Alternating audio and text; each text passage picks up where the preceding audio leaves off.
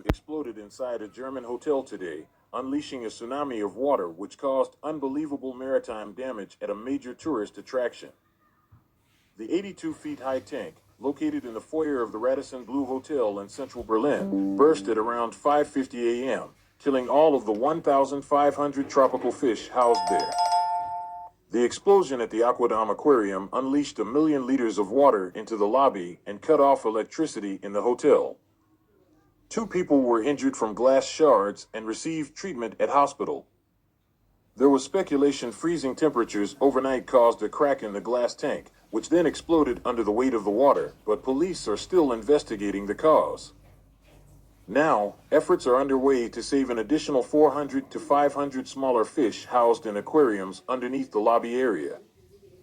Without electricity, their tanks were not receiving the necessary oxygen for them to survive, officials said.